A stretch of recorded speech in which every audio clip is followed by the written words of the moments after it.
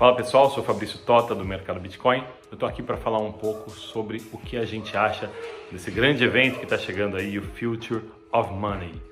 O tema dessa edição é uma trilha para o mundo do dinheiro. E para a gente, aqui no Mercado Bitcoin, é um tema que deixa a gente super à vontade. Afinal, é nossa missão fazer a diferença na sua vida financeira, oferecendo tecnologia de ponta, soluções práticas, produtos exclusivos no mercado, educação e também conteúdo de qualidade para o seu desenvolvimento como investidor nesse mundo super novo, com tantas novidades chegando em criptoativos, ativos digitais e muitos outros temas. Para a gente, participar do Future of Money é a porta de entrada para que todos tenham acesso a uma trilha de sucesso. O evento promete muito. E nós temos orgulho em fazer parte dessa conversa que gera o caminho para um futuro cada vez mais tecnológico e inovador. Desamarre a sua relação com o dinheiro. O Mercado Bitcoin e o Future of Money estão aí para isso. Aproveite as palestras e a gente se vê em breve. Muito obrigado, valeu!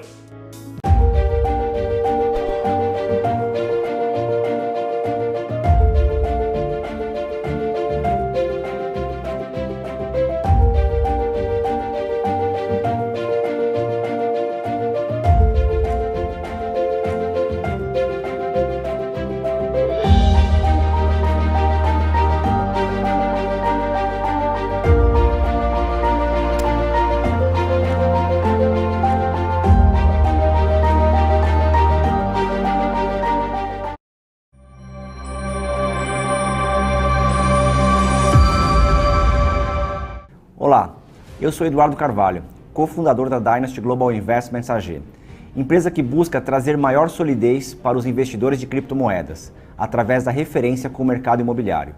Junto com Fábio Asdorian, fundamos a Dynasty em 2016, em Zug, na Suíça. Estabelecemos a empresa no Crypto Valley, o maior ecossistema de fomento e incentivo de inovação para empresas de blockchain do mundo. Tínhamos a convicção de que o mercado de blockchain e criptomoedas iria crescer muito e ter alcance global. Com vasta experiência no mercado imobiliário de alto padrão, decidimos então criar esse projeto inovador, que une duas grandes potências, o mercado cripto e o mercado imobiliário. Nasceu então o DIN, o nosso token de pagamento com aceitação global, que é atrelado ao real estate. Utilizamos recursos captados com o DIN para a compra de imóveis corporativos de alto padrão com renda nos principais centros financeiros do mundo, trazendo com isso maior segurança para quem deseja investir no mercado de criptomoedas e contribuímos também para a maior liquidez do mercado imobiliário. O foco inicial de captação será a Europa e Ásia. Trouxemos a operação para o Brasil no final de 2020 e fomos pioneiros ao fazer agora, em janeiro, pela primeira vez no país, a integralização de capital social feito integralmente com a nossa moeda digital, o DIN, com rapidez e baixo custo. Essa operação é um marco para o setor de criptomoedas no país. Adotamos os padrões de compliance do mercado suíço. Tudo isso para trazer mais credibilidade e segurança ao mercado cripto. É um prazer fazer parte desse momento importante de evolução do mercado financeiro mundial. Estamos muito felizes de estar fazendo parte deste evento da Exame, que tem um papel fundamental de fomentar discussões e compartilhar aprendizados e projetos que estão contribuindo com a construção do futuro do dinheiro. Nós da Dynasty queremos contribuir para facilitar o acesso das pessoas ao mercado de cripto. Acreditamos em um mundo sem fronteiras financeiras, em que as pessoas possam efetuar pagamentos e transações de forma rápida, econômica e segura. E o blockchain oferece essa possibilidade. O futuro é agora. Bem-vindo! Faça parte do maior e mais dinâmico mercado de ações do mundo e tenha Wall Street na palma da sua mão, não importa o quanto você queira investir. Em uma plataforma simples e rápida, você acessa diretamente mais de 4.000 ações e ETFs dos Estados Unidos. Seja sócio de empresas de gaming, varejo, cannabis e o que mais você quiser. E sem nunca pagar por corretagem. Baixe o app da Stake, a sua plataforma de investimentos nos Estados Unidos.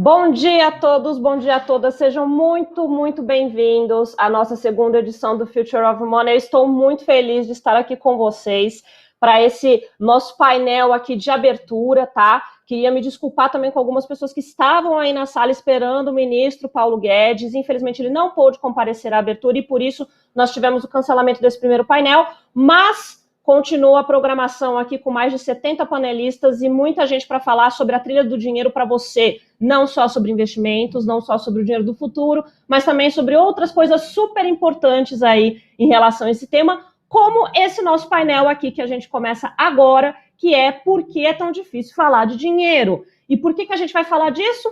Porque, afinal de contas, a gente sabe que quem tem que trabalhar todos os dias e levantar sabe que, às vezes, a relação com o dinheiro é muito traumática. Então, eu estou aqui com 2 super convidados especiais para a gente debater um pouco desse assunto, tá? Meu nome é Juliana Machado, eu sou especialista em fundos de investimento da Exame Invest, um produto ligado à Exame. Se você não conhece, já acessa as nossas redes sociais, @Exame Invest, que eu tenho certeza que você vai conhecer e gostar do nosso trabalho, tá bom? Também estou nas redes sociais, @Machado, _Juliana_, onde você também pode conhecer um pouquinho do meu trabalho. E eu estou aqui com o André Bona, que é educador financeiro, e a Nina Silva, a nossa querida Nina Silva, para quem não conhece o trabalho dela, brilhante, como CEO do movimento Black Money e também no de Black Bank. Bom dia, Bona, como é que você está? Tudo bem? Bom dia, Ju, tudo bem? Tá me ouvindo bem aí, direitinho? Bom, prazer estar com você hoje na abertura do evento, junto com a Nina também. Eu acho que esse papo é extremamente importante para a gente, né? Sobre essa questão das pessoas falarem sobre dinheiro. Tem muito tabu envolvido e isso, por outro lado, tem muita oportunidade também para as pessoas se desenvolverem, né? E melhorar essa relação com o dinheiro ao longo do tempo. Então, estou muito satisfeito de estar aqui com vocês hoje. Muito legal. Nina, muitíssimo obrigada pela sua super participação. Como é que você está? Tudo bem? Tudo ótimo, né? Estou em casa, com saúde, família bem. Então, nesse momento, isso já é lucro. Quero agradecer o convite. Hoje, certamente, vai ser uma aula aí com Bona. Ju, obrigada. Prazer conhecê-la. E eu espero realmente poder contribuir, que o básico a gente ainda não tem, né? Muita gente está aí procurando a democratização do mercado financeiro, mas não consegue nem chegar no básico, que é falar o que é dinheiro, por que dinheiro, quebrar alguns tabus, estereótipos, e a gente está aqui para isso.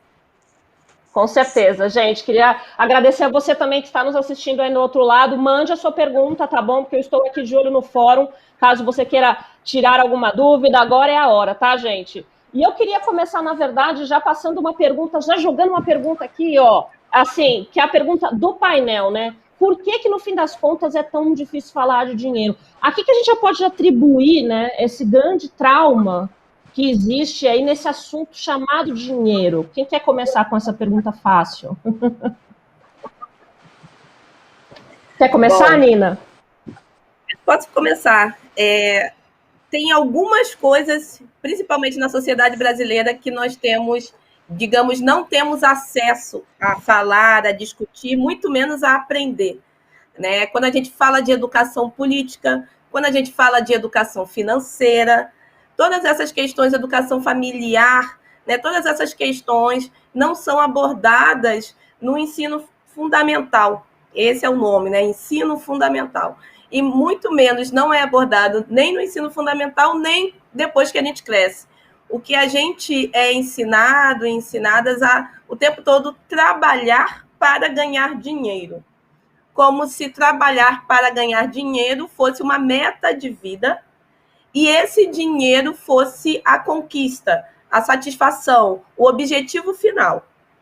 E essa relação já é uma relação muito empobrecida, eu posso dizer assim, e, ao mesmo tempo, totalmente dístorpe do que a realidade deveria ser, que é trabalharmos, sim, como forma, instrumento para alcançarmos os lugares desejados na sociedade, os nossos objetivos, os nossos sonhos, as nossas metas de vida, num contexto individual, com pacto coletivo social, e o dinheiro sendo um dos instrumentos dessa possibilidade dentro do sistema sociopolítico e econômico que a gente vive na nossa sociedade. Então, toda vez que a gente vai falar de sistema político, quando a gente vai falar de macroeconomia, há tabus envolvendo que que isso não tem que ser assunto comum, que isso não tem que ser assunto de dentro de casa, que isso não tem que ser assunto das nossas rodas de conversa,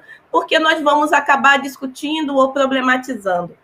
E se a gente não discorre disso desde cedo, dentro de casa, a gente não vai conseguir lidar com o dinheiro como um instrumento de possibilitar coisas e de estar em lugares e de organizar a vida para determinados objetivos, que não necessariamente tem o dinheiro por trás. Isso não quer dizer que não tenham pessoas que, em sua natureza, não tenham o dinheiro como objetivo, e a gente também não está aqui para julgar isso. Mas a gente precisa entender que dentro de um sistema hoje neoliberal capitalista que vivemos, o dinheiro ele é um instrumento, e esse instrumento ele influencia, ele dita poder na sociedade e muitas das vezes autonomia. E se a gente quer falar de liberdade, liberdade financeira, liberdade de ir e vir, liberdade social, de implementar medidas para a sua própria vida, a gente precisa falar de dinheiro. Certeza, Nina, é muito certo isso que você falou, né? Inclusive, quando a gente começa a falar de dinheiro, no geral as pessoas falam da falta, né? A gente sempre tem a ideia de falar sobre o dinheiro como uma parte da falta, nunca como um caminho para chegar em algo, né? Ele até, a gente consegue compreender que ele é isso, mas as pessoas têm dificuldade de desassociar essas coisas, né? E aí queria passar para o Bona perguntando, como educador financeiro, uma pessoa que passou, né, a vida inteira falando disso com as pessoas, Bona, por que você... ao que se atribui essa dificuldade de falar de dinheiro? Do que você já viu, dos relatos que provavelmente você já escutou como educador? O que você nos traz em relação a isso? Eu acho que a Nina foi bem certeira quando ela mencionou a questão do tabu, de alguns assuntos que não são discutidos, né? Isso, de fato, é um fato concreto, é uma realidade, todo mundo tem essa experiência e pode comprovar essa experiência, inclusive se remetendo à própria infância e ver até que ponto a família conversava ou conversa, ou transmitindo algumas ideias financeiras, né, para filhos e tal. Não é muito comum, né? Não acontece em todos os lugares, não. Então, na verdade, acontece na minoria dos lugares. Então, de fato, existe o fator do tabu.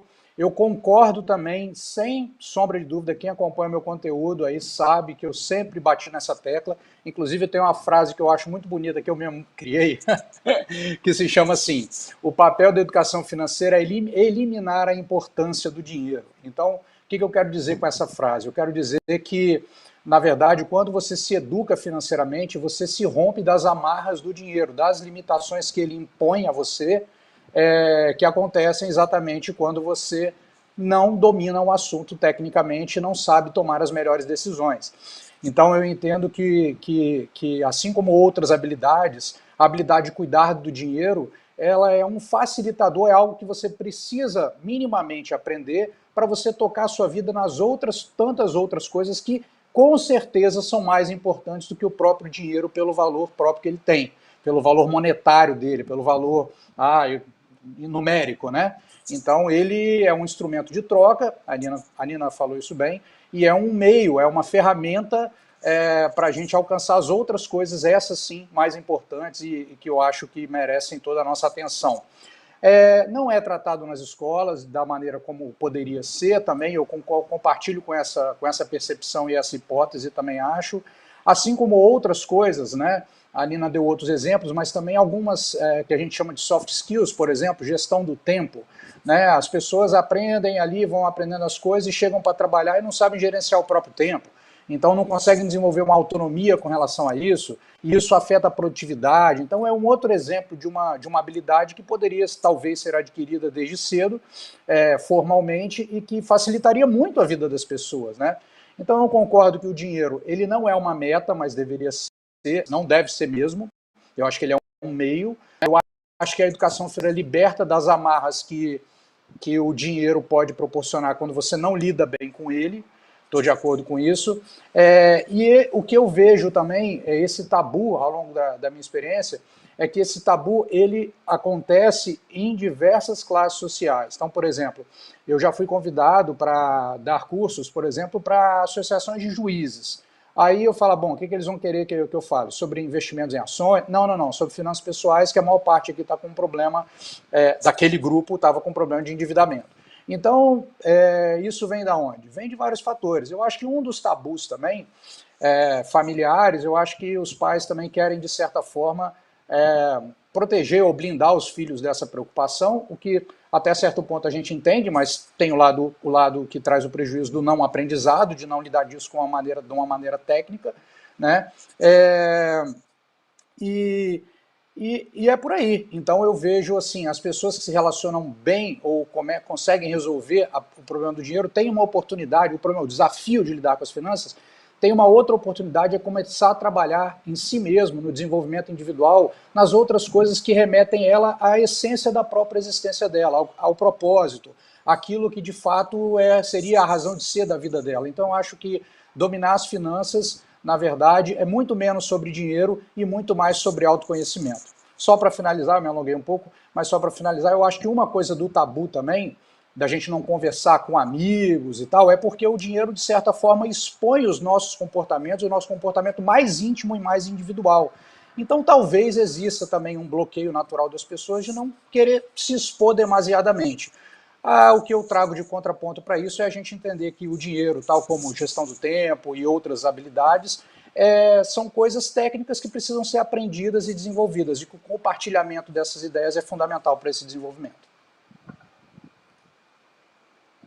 Muito sentido isso que vocês trouxeram, né, gente? Porque, assim, pelo menos também na minha família, né, gente, eu vou passar essa pergunta aí pra vocês, mas, assim, na minha família sempre foi isso. Entre as pessoas que tinham, que não tinham dinheiro, né, eu vejo uma família que tem pessoas que tiveram maior sucesso na carreira, outras que não tiveram, e, assim, essa questão de não saber lidar com o dinheiro em nenhuma circunstância e, às vezes, tê-lo e, ainda assim, ter uma relação muito ruim com ele, de se endividar consequentemente e transformar em bola de neve, você imagina...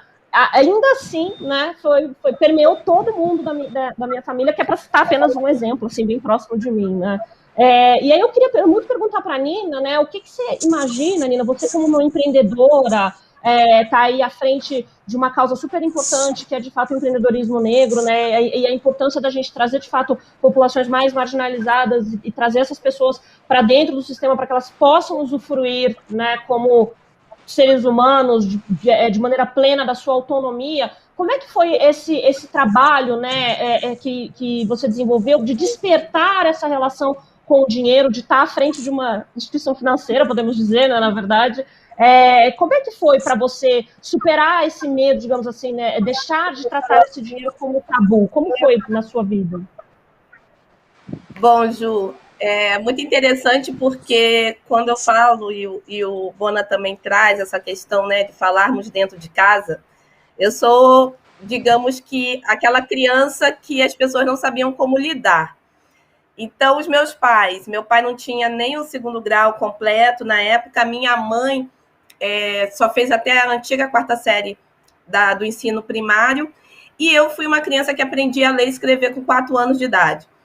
E aí o meu pai, dentro de uma sabedoria, que não é uma sabedoria de uma educação formal, é de uma sabedoria mesmo, aí hoje eu vejo, né, de soft skills, de mindset, de uma mentalidade que nasce a partir das dificuldades que eles passavam.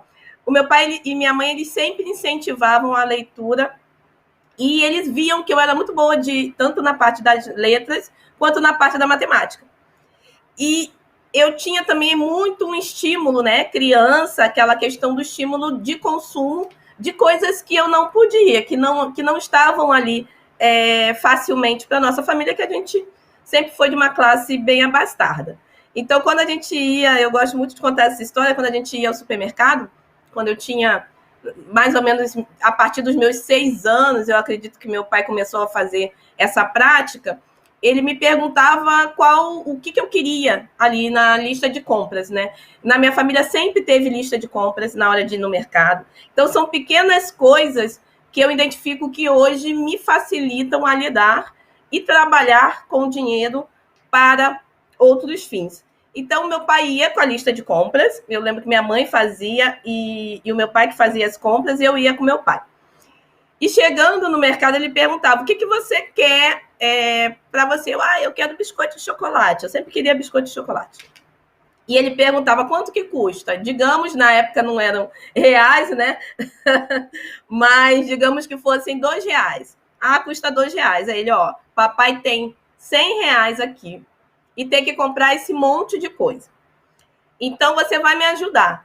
Quando você vai olhando tudo que papai vai colocando no carrinho e verificando se essas coisas estão na lista, se ainda falta muita coisa e se o dinheiro vai dar para levar o teu biscoito no final. Então, era quase que uma gamificação, porque eu tinha que entender se ele estava colocando o que estava realmente planejado, e ali eu entendi a importância do planejamento financeiro. Ao mesmo tempo, o controle, né, o autocontrole, para as coisas na gândula você não sair colocando e perder o controle do teu planejamento. E a meta, que era, ao final, o que me importava era comprar o biscoito.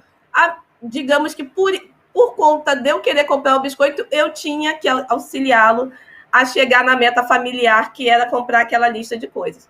E chegava no caixa do mercado, eu sabia, né, que dava para comprar o meu biscoito, ou quando não dava, eu já ia gritando, porque eu ia contando cada coisa que ia entrando, eu ia somando os valores, e eu ia vendo que ia chegar perto de R$100, eu já começava a falar, papai, não vai dar para comprar o meu biscoito, não vai dar. Por quê? Aquela também, né, um gatilho que ele gerava ali, um gatilho quase de escassez, para que eu pudesse me controlar e chegar no meu objetivo. Então, eu lembro disso de uma forma como se fosse a minha iniciação na educação financeira.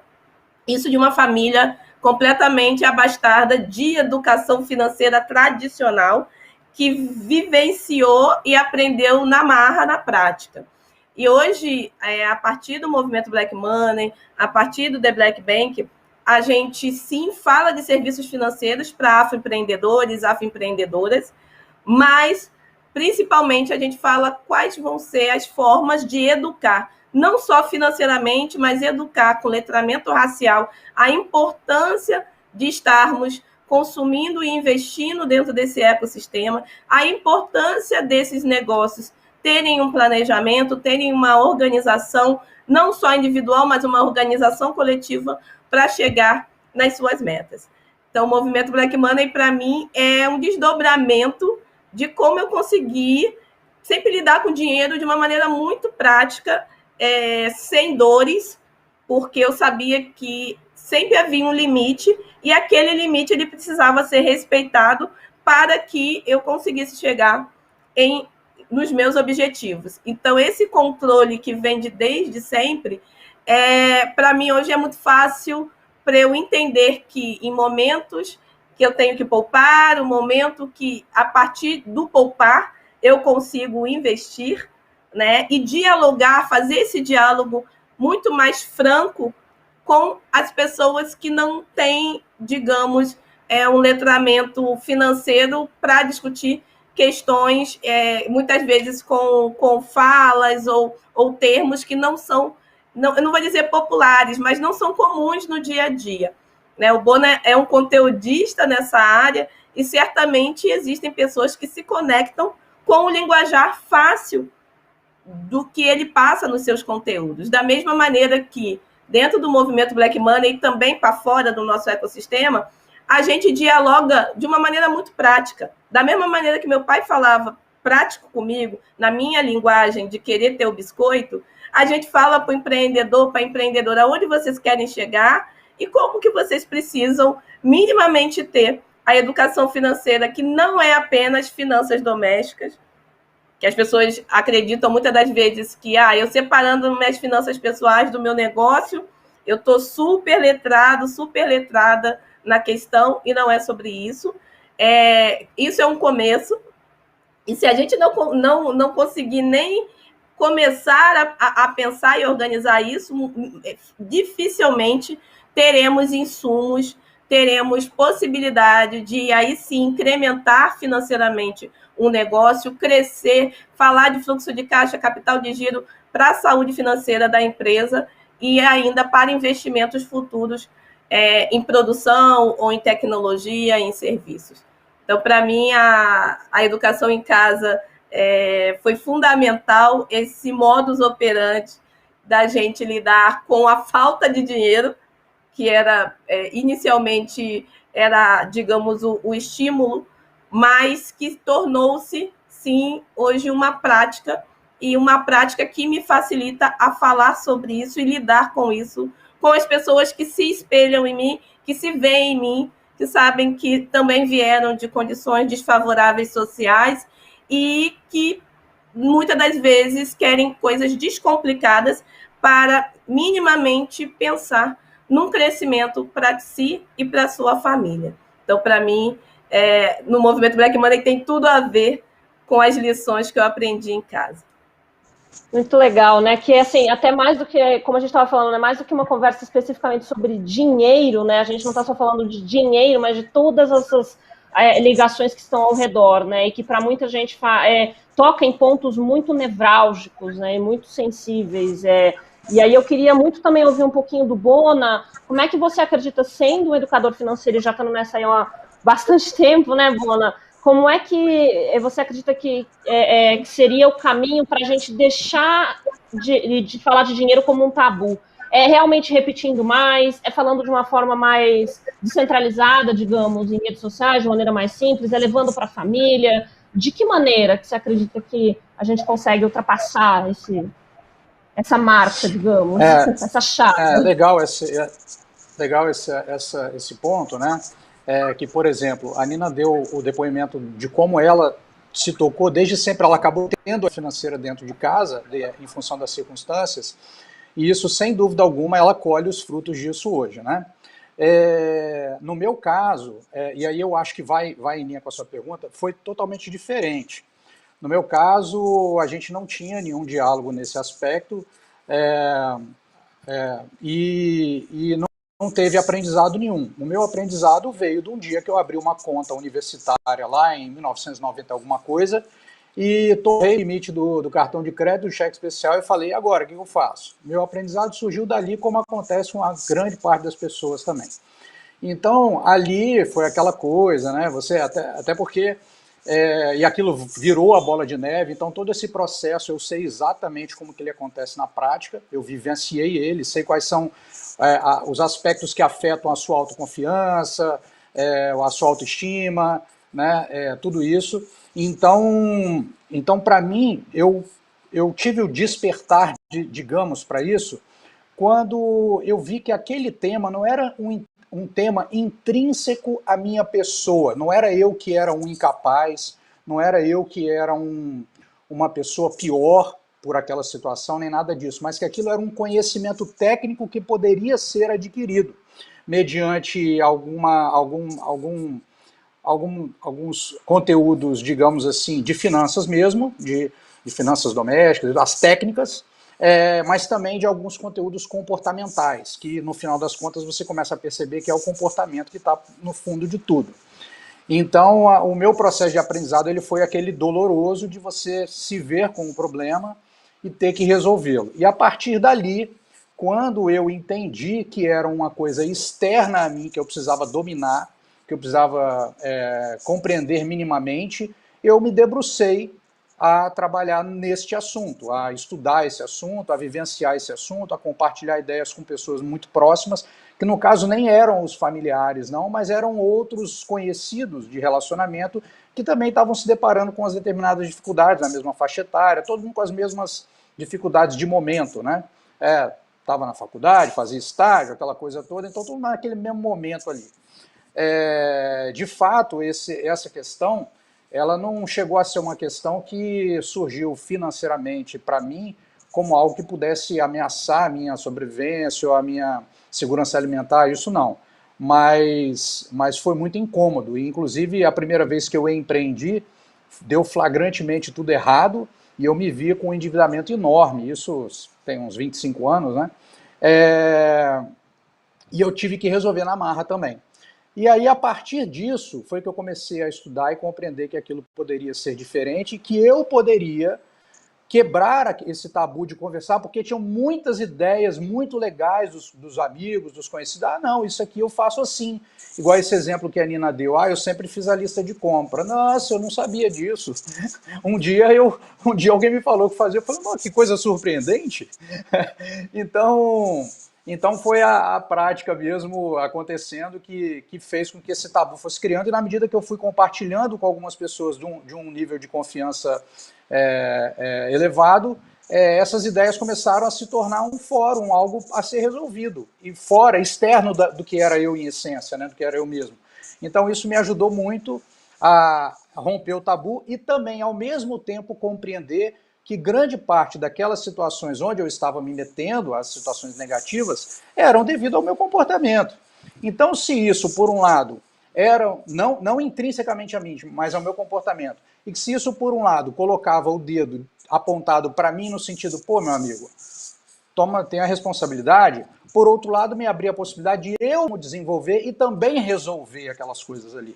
Então, isso, ela vem num primeiro momento, poxa, eu sou um vacilão. Mas no segundo vem assim, tá, tudo bem, você é vacilão, mas você também tem o poder da solução, basta que você assuma a sua responsabilidade com os seus atos e com aquilo que você está fazendo. Então isso foi, ao mesmo tempo, uma possibilidade de quebra de tabu, as dificuldades que aconteceram naquele momento, e ao mesmo tempo também me permitiu a possibilidade de assumir esse protagonismo da minha própria história, me desenvolver e mudar aquela realidade através de um comportamento mais adequado para uma boa gestão financeira. Aí depois eu empreendi, aí deu certo, aí eu vendi minha participação aí numa empresa, aí eu fui me dedicar ao mercado financeiro, porque a princípio eu queria resolver um outro problema meu. Ah, sobrou um pouco de dinheiro, como é que eu invisto? E aí, só que eu achei tão maravilhoso o negócio que eu falei, agora eu quero trabalhar nisso aí. Então, minha área de formação não é de finanças, eu não tive essa mesma conscientização financeira familiar, não aconteceu dessa forma, mas eu fui me desenvolvendo pelas necessidades, pelos quebra-molas e buracos da estrada ao longo do tempo, e aí desde 2009 que eu produzo os conteúdos, né, de finanças e investimentos e dou aula sobre o assunto. Então veio de uma necessidade que é a necessidade natural de grande parte das pessoas. Então eu acho que é assim, para mim foi assim que aconteceu. Perfeito. Legal. Gente, temos algumas perguntas aqui, inclusive, já na nossa abazinha, tá? E eu acho super legal porque elas se conectam com as questões que eu preparei aqui para a gente conversar, né? Por exemplo, o Paulo Thiago Cardoso Campos mandou uma questão de que existem algumas pesquisas, ele não cita quais, né, mas que mostram que a educação financeira ela não garante atitudes compatíveis, digamos, né? Como é que a gente interpreta isso? E o Luiz Lopes também nos mandou uma questão perguntando qual que é a melhor maneira de controlar o progresso financeiro. Eu queria jogar aqui também para a gente debater um pouco da importância da gente assumir esse protagonismo da própria história, né? Falar um pouco dessa questão sobre tomar a frente da narrativa da nossa própria vida, de maneira que a gente compreenda que nós é que controlamos o dinheiro e que se a gente tem um problema com ele, a gente é capaz de se organizar, né, para poder solucionar esse problema e não deixar que o dinheiro tome conta da nossa vida, que seja o caminho inverso, né? Eu acho que é um bom start, né, uma boa forma de você mudar esse mindset que a gente fala, né, essa forma de se pensar para encarar esse desafio de falar de finanças, né, que às vezes a educação financeira formal não é capaz de destravar essa, digamos, virar essa chavinha, né? Queria que você pudesse comentar um pouquinho, Nina, como é que você encara isso, essa relação que a gente tem que estabelecer de tomar as rédeas, né, da narrativa da nossa vida, para de fato destravar uma relação com o dinheiro que seja melhor. Você encara que esse de fato é o caminho? A educação financeira formal, ela poderia fazer alguma coisa nesse sentido? Ela é limitada, ela não é? Como é que você encara isso? Bom, a gente não pode esquecer que a gente está num país, né, que está retornando ao mapa da fome. Quando a gente fala de educação financeira, minimamente a gente está pensando que são pessoas que conseguem garantir a sua subsistência.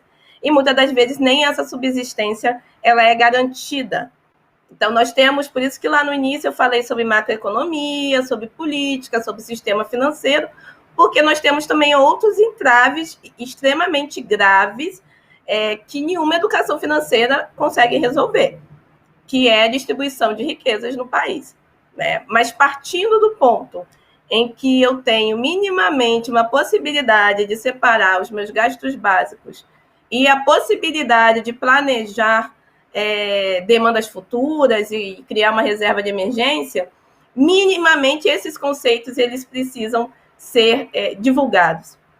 E essa divulgação, para mim, sim, é necessário estar no ensino formal nas escolas, porque isso gera costume.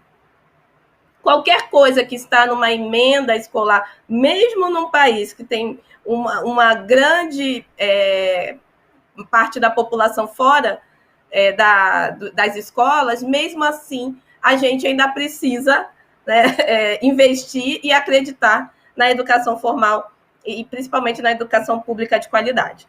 Então, precisa estar no formal, mas também temos hoje um auxílio, que é isso aqui, é a transformação digital, trazendo conteúdos de pessoas que vivenciam, que têm histórias diferentes. Bem, o meu caso e o caso do Bona, vocês acabaram de ver que vieram de dores distintas e formações distintas, e muitas vezes a gente aprende na marra. Por que a gente tem sempre que aprender na marra? Por que a gente não pode preparar, deixar o terreno preparado e trazer isso para a cultura das nossas famílias, para a cultura dentro do que a gente sabe e precisa que seja ensinado? Pensando nisso, teve essa pergunta que foi colocada sobre, muitas vezes essa pessoa tem educação financeira, mas não se comporta educadamente financeiramente. Por quê? Porque nós temos problemas sérios em colocar o dinheiro num lugar de status. Por mais que a gente saiba que não é necessário um consumo específico para chegarmos em determinados objetivos, muitas vezes somos estimulados e instigadas a utilizar o consumo como válvula de escape de outras dores. Então, se eu venho de uma família abastada, eu comprar a minha primeira moto, morando na periferia, morando no subúrbio, numa região favelizada, é status, é dizer que, nossa, eu estou mudando o meu status social, mas nada tem a ver eu comprar uma moto e dizer que eu estou tendo mobilidade social.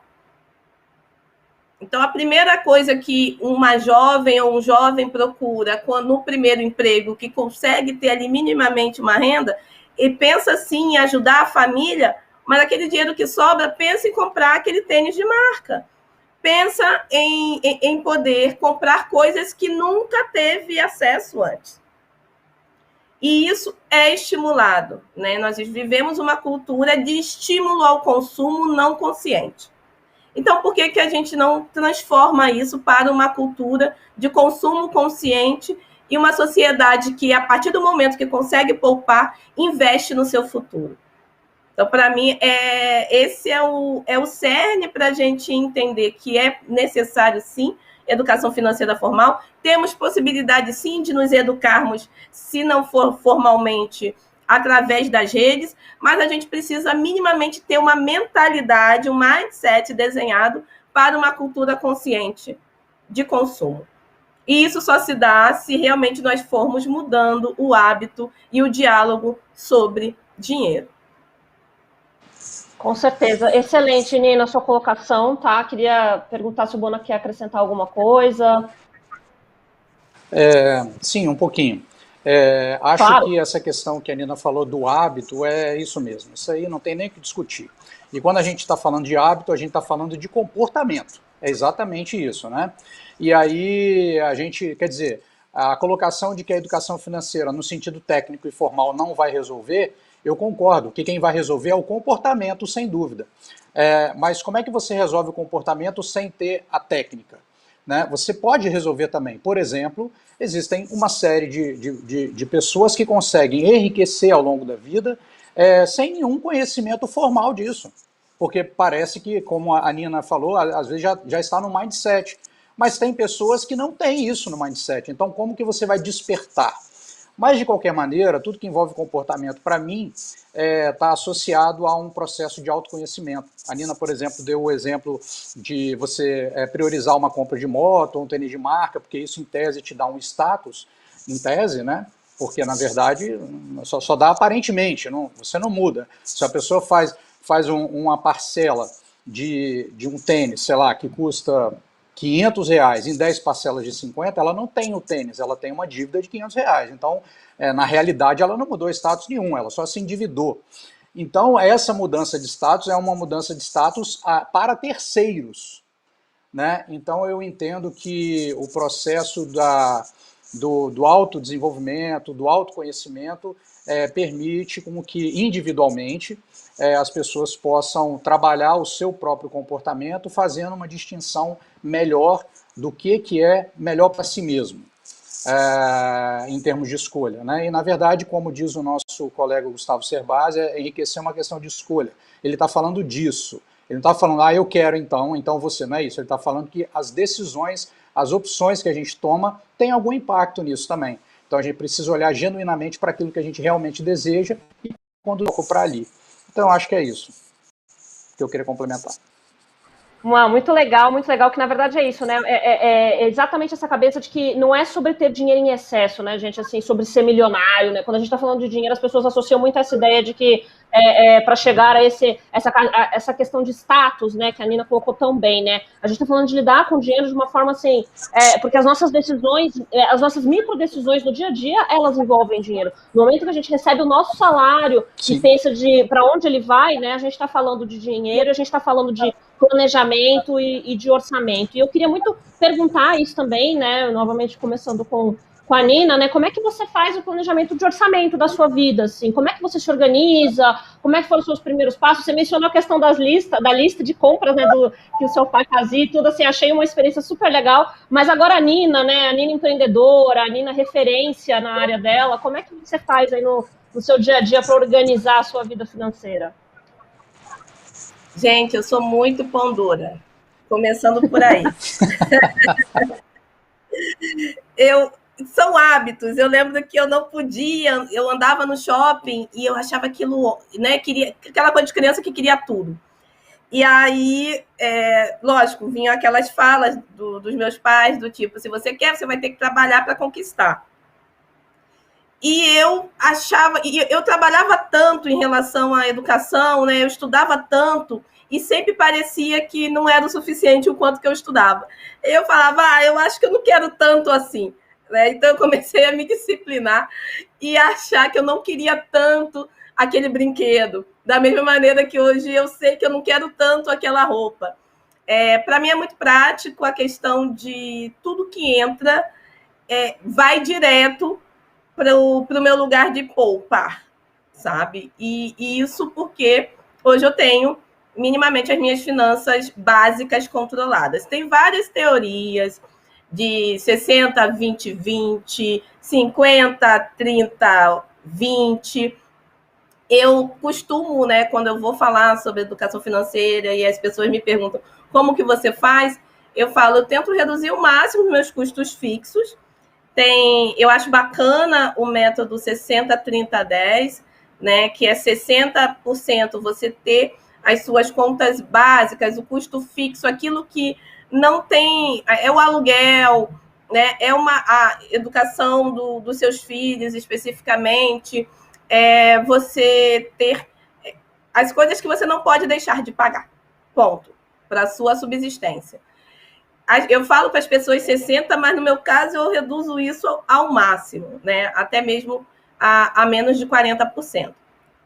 Quando eu vou olhar para o 30%, que é aquela parte eu chamo que o basicão, né? Aí os 30% é pensar no futuro e os 10% é luxo ou lixo. Então, esses 30% é pensar nessa reserva de emergência. Então, muitas vezes eu falo para as pessoas separarem ali 10% para essa reserva de emergência, eu acabo separando mais. 10% para planejamentos a curto prazo e 10% para planejamentos a mais longo prazo.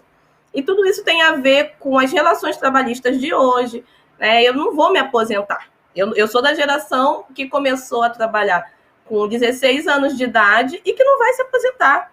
Eu já sei disso e como que eu lido com isso. Então, isso é uma constante, uma preocupação minha desde que eu comecei a trabalhar e agora, nas últimas reformas das relações trabalhistas, piorou a questão de eu achar, né, que eu ia ter aquele momento lá de descanso garantido. Essa garantia, né, la garantia sou eu. Sou eu que tenho que ir atrás dessa garantia para um descanso futuro. E os outros 10%, que é o luxo ao lixo, realmente você ter aquele dinheirinho do jantar, né, um dinheirinho para você fazer uma viagem. Mas no momento, gente, a gente está em casa, né?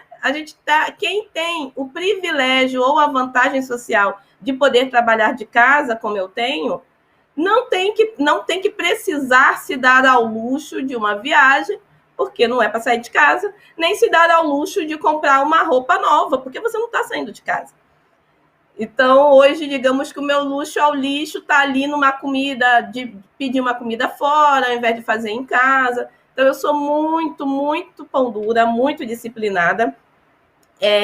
Mas também, quando aquilo me traz uma satisfação, e essa satisfação também está ligada a eu me sentir recompensada, né? Eu verifico o cenário e vejo, poxa, é possível, eu posso me dar ao luxo de, né, me dar esse presente. Mas isso é bem raro, tá? Então, eu sou uma pessoa que criei o hábito, o comportamento de pensar sempre em consumir de maneira consciente. O meu dinheiro é reflexo do esforço do meu trabalho. É uma remuneração, como o Bona trouxe, é uma moeda de troca. Então, o meu trabalho é muito valioso, sabe? O meu tempo hora, né? Eu poderia estar estudando, eu poderia estar relaxando, vendo um filme que vai me desenvolver em determinada esfera, lendo um livro que vai me ampliar os horizontes, ou dando mais tempo à minha família. Mas não, aquele tempo de trabalho, ele é um investimento de tempo em algo que eu gostaria muito de sempre fazer aquilo que eu gosto, mas nem sempre eu faço o que eu gosto. A gente também tem que saber lidar com isso. E o dinheiro, ele vem como uma remuneração disso. Então, é muito valioso, porque nem sempre eu estou trabalhando naquilo que eu gosto. E aí, a recompensa disso, ela precisa ser bem empregada no que eu realmente quero para a minha vida, que é um futuro mais tranquilo e deixar minimamente um legado, né, para minha família, poder viver de uma maneira muito mais tranquila em relação a sistemas e a mudanças econômicas. E para mim, no hoje, é muito mais controlado, principalmente nesse momento de caos e de crise. A gente tem que estar com a bola muito baixa, com uma inteligência emocional muito estabelecida, muito firme, para que a gente, dentro das pressões e das depressões que nós estamos passando por esse momento pandêmico, a gente não acabe não fazendo do consumo uma válvula de escape e, pior, o consumo sendo um agravamento da crise que nós já estamos passando. Perfeito. Muito legal essa colocação, Bona. Passo para ti agora a bola. Bom, com relação ao orçamento, o meu hoje ele é muito, muito fácil, ele é muito simples. Eu tenho uma frase que se eu pudesse tatuar, na verdade eu posso tatuar, nada me impede, né? Acho que eu vou tatuar quando for possível. Que diz assim, que a simplicidade é o último estágio da sofisticação. Eu acredito muito nessa frase. Então, ao longo dos anos, eu entendo que quanto mais a gente simplificar o nosso processo de controle financeiro, melhor para a gente, fica cada vez mais fácil esse controle e, inclusive, ele também passa a demandar menos tempo. Menos tempo porque quando você começa o processo de controle financeiro, normalmente quando você está numa situação mais crítica, você tem que, ali com dívidas e tal, você tem que acompanhar o seu controle diariamente, porque você tem que traçar um plano muito rigoroso. E na medida que você vai superando essas etapas, você começa a ter um pouco mais flexibilidade, escolher, isso aqui eu vou poupar, isso aqui eu vou fazer, isso aqui eu vou fazer aquilo outro. Então, ao longo do tempo, eu acredito que a simplificação seja uma coisa muito importante. Então, por exemplo, a minha sugestão é que as pessoas coloquem alguns desafios, né? O tipo de dívida, André, mas isso não é a realidade das pessoas. Não, eu sei que não é, claro que eu sei que não é, mas coloque isso no radar, tenha isso em mente.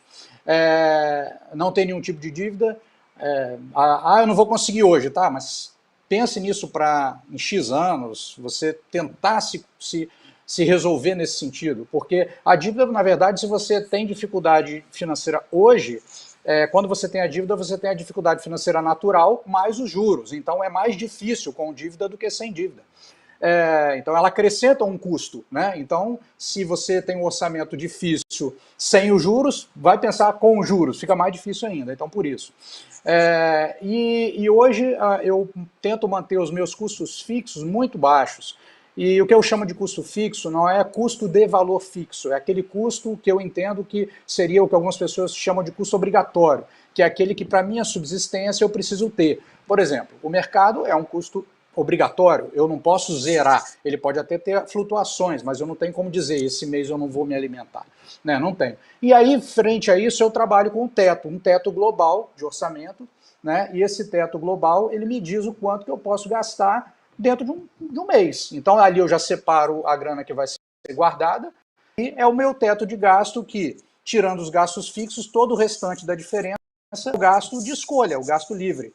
Então, muitas vezes eu posso ter um gasto excessivo num determinado mês, que eu estou escolhendo ter um gasto de qualidade de vida, alguma coisa assim, em detrimento de outro que eu estou escolhendo não ter naquele mês. Então eu acho que quando a gente tem uma flexibilidade no orçamento, e aí eu digo que é manter o nível de gastos fixos mais baixo e a maior parte do gasto ser na parte variável, você sempre tem a flexibilidade e a escolha mensal de quais são as suas prioridades. Ao passo que quando você tem os gastos fixos muito altos e mais parcelas, financiamentos, etc., de repente você ganha um valor que você vê que ele praticamente todo já está direcionado. Então a sua liberdade de escolha é de um valor muito residual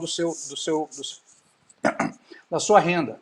Então eu entendo que você preservar um pouco mais de liberdade para as escolhas te dá uma sensação, um poder, né, uma autonomia maior para você se planejar. Então, fora isso, o meu orçamento é esse. Eu defino quanto que eu pretendo poupar, tirando isso eu defino o teto de gasto e vou calibrando as necessidades com alguma coisa relacionada a estilo de vida, satisfação e etc. Assim que eu faço.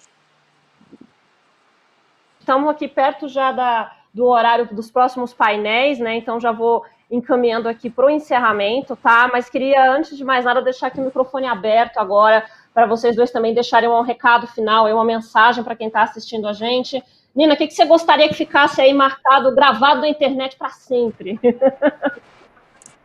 Gente, tem uma frase também que eu falo muito, que é foco e lucidez, né? Então, foquem no que realmente vocês precisam, se estão com endividamento, foquem em resolver isso.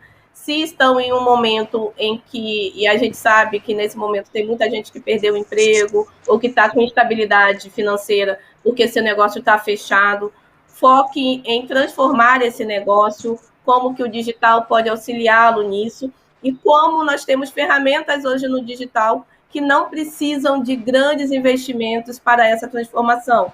Então, fuja de maiores endividamentos, fuja também daquilo que você não conhece. Se você quer transformar, então busque esse conhecimento primeiro para desenvolvimento, porque isso vai onerar menos no final do dia, né? Tenha objetivos claros, trace esses objetivos individuais e junto à sua família e faça acordos, pactos familiares, pactos sociais para alcance desses objetivos. É a partir daí que a gente consegue, aí sim, ter o acordo de todo mundo em casa sobre o quanto a gente vai conseguir poupar, o quanto a gente nesse mês vai fazer um sacrifício para poder diminuir toda a parte dos custos variáveis e o quanto a gente quer de tranquilidade para o nosso futuro e que isso tem um custo. E no final do dia, que não seja um custo financeiro alto, que seja apenas um custo de uma flexibilidade e de um planejamento um pouco mais, com mais foco e com uma trilha a ser guiada. Queria agradecer o convite, né? Foi ótimo o papo, aprendi muito com Bona. Obrigada, Ju, por essa condução. Convido a todos e todas a conhecerem as redes do Movimento Black Money. Nós temos diversos artigos em diferentes áreas, mas a educação financeira lá é uma constante. Então, se inscrevam em nossas newsletters. Nós também levamos esse tipo de conteúdo, cursos, a todo momento, de maneira gratuita, para as pessoas que estão na nossa rede. E sigam também a Nina Silva Perfil, no LinkedIn, no Instagram. E a gente continua esse papo por lá, né? Nessas interações sadias que não nos remuneram no final do dia. Pelo contrário, né? Não tem ônus, é muito mais bônus do que realmente gasta. Excelente. Bona, deixo contigo agora. Bom, primeiro eu acompanho integralmente o voto da relatora. E tirando isso, uma coisa que eu acho muito importante, sim, a gente tem hoje muito conteúdo, né, disponível na internet, também vale a pena as pessoas se dedicarem a esse aprendizado, mas eu acho que também vale a pena muito a gente se dedicar um pouco às leituras dos livros, né? Porque quando você lê um livro, você tem todo um raciocínio sendo formado, defendido, toda uma trajetória. E eu acho que eles enriquecem muito no nosso aprendizado, não apenas relacionado a finanças, mas qualquer outro assunto. Então, só um alerta para a gente não substituir as coisas, elas se complementam, né, as informações que nós produzimos, todos, né, de todos os assuntos, né, via internet, elas são complementares, ajudam muito, porque vão muitas vezes direto ao ponto, são práticos e tal, e às vezes eu tenho um problema pontual que precisa ser resolvido e não dá para eu ler 50 livros para poder resolver aquele problema. Mas não deixe de ter o hábito também de ir na leitura, porque basicamente tudo que é falado, inclusive na internet, tem a base na literatura, né, específica do assunto. Então eu acho que o hábito da leitura não pode se perder. Só isso. Eu acho, no mais, eu acompanho integralmente a nossa relatora aí, a Nina. Obrigado, Nina, pela oportunidade do papo. Obrigado, Ju, pelo convite. Foi um prazer. Espero que a gente tenha conseguido trazer um conteúdo de valor para as pessoas que estão acompanhando aí. Não tenho dúvida, para mim foi assim, uma experiência maravilhosa ter a oportunidade de conversar com vocês, gente, super inspirador, tá? Queria agradecer muito mais uma vez aí pela disposição, Nina, Bona, por terem participado, e agradecer você também que está assistindo a gente, tá? Eu te espero agora no nosso próximo painel, fica de olho aqui, Future of Money, tá bom? Um grande beijo, eu te vejo em breve. Tchau, tchau. Será que a renda fixa ainda vale a pena? Será que investir na bolsa é pra mim? Será que tá na hora de fazer uma previdência privada? Todo mundo tem uma pergunta quando o assunto é investimento. E o BTG Pactual Digital pode ajudar você com essas respostas. Aqui, você encontra a melhor solução para cada momento da sua vida e para a construção da sua história. Dê um BTG nos seus investimentos e compare.